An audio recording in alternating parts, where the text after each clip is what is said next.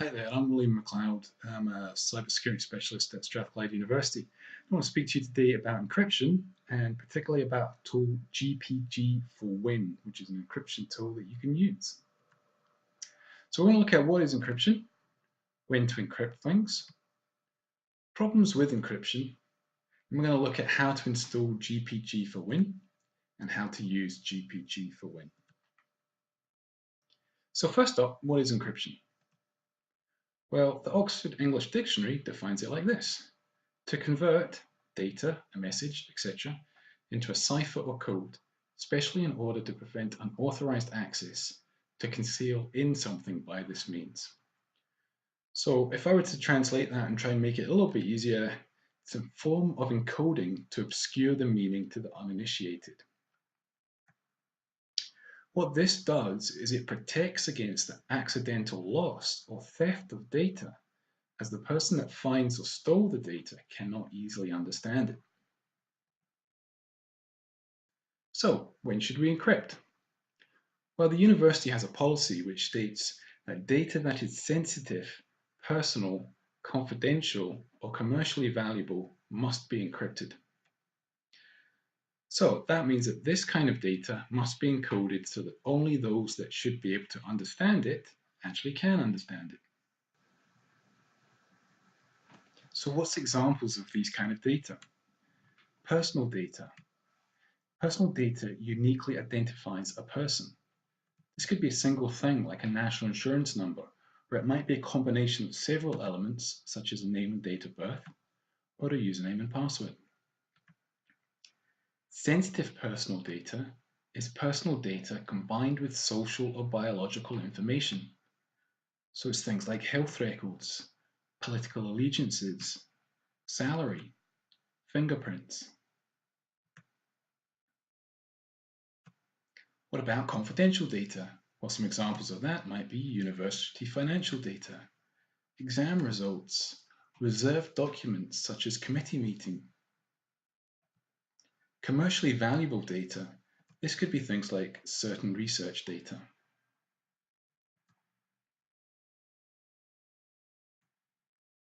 So most university systems that store this sort of data have this sort of encryption protection behind it. But if you're taking something out of the system, e.g. exporting it, maybe to a CSV file or a PDF report, or storing it elsewhere, for example, putting this sort of thing on the C drive or on a USB stick, or sharing it with someone else, like emailing it to a colleague, you must ensure that it is encrypted. Now, there are some problems with encryption, especially when we want to share it.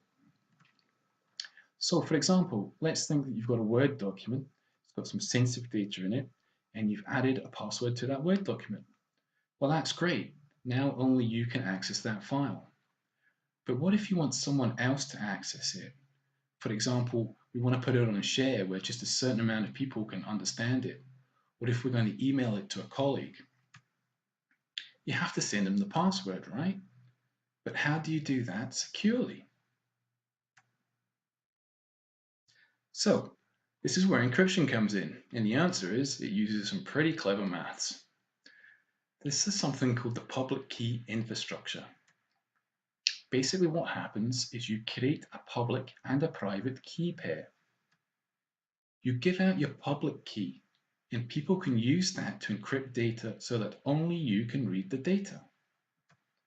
You keep your private key to allow you to decrypt and read the data that was encrypted with your public key. So somebody would give you their public key.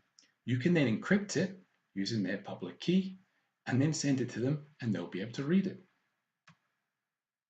This is what Gpg4win is. It's a free Windows tool that does this for you. How do you install it? Well, you need install rights. So if you're on a university machine, you might have to contact IT Help Desk to get that. You can download it from the IS Information Store or directly from the website. Next, we're going to have a video demonstration of how we go about using these keys.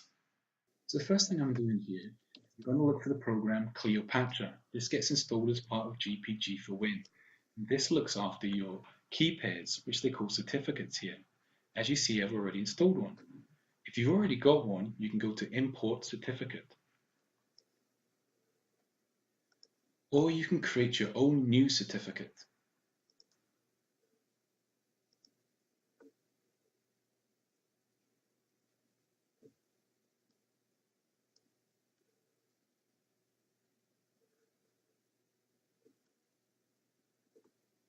If we look at other certificates, we see that I've got James in here as well. So James has given me his public key, and I've imported that in so that I can do messages that he can read.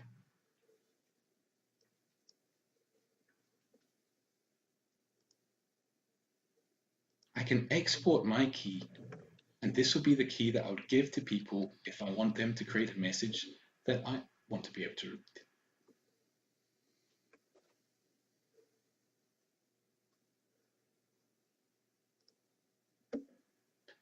We also want to back up this key pair, so this is going to back up my private key as well.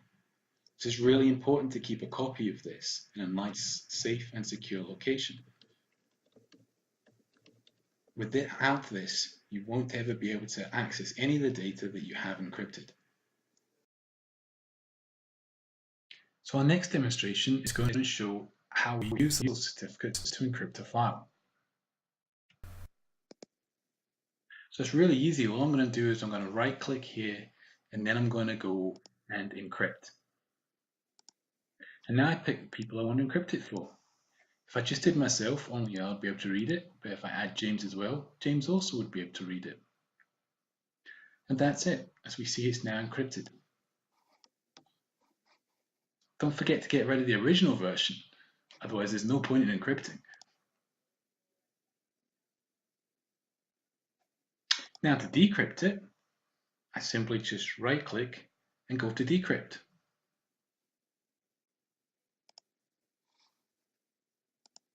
It's going to ask me for my passphrase, which I'll type on in.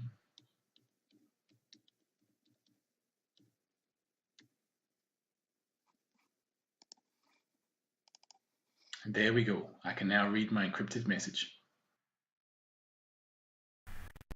So the last thing we want to demonstrate is how that we can encrypt emails. So obviously I can encrypt this file and maybe just email it to James, but I can also encrypt the entire email.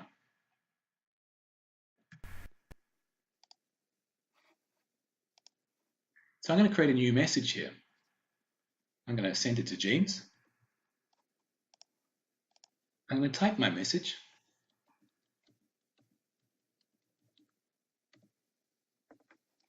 And then I'm going to go to this new tab which Gpg4win put in, and I'm going to encrypt it. It already knows that it's for James, so it's picked the correct certificate and just allows me to encrypt it. So if we get a look at it, this is an actual message that James will get. Looks nothing like it. So you can imagine if somebody else gets that they really wouldn't be able to know what's going on. Here's a message that I've got from James already. So guess what? I'm just going to decrypt that. And here we see the message decrypted. So here's a quick recap of Gpg4win. We may create our own key pair.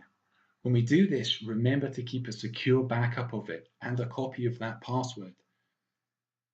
You may also request a key pair from the help desk. Certain people might be able to get this. The advantage of this is it allows IT to store a copy should you lose it. It also allows them to validate that key for you. Once you have your public key, you distribute your public key so others can share encrypted data with you.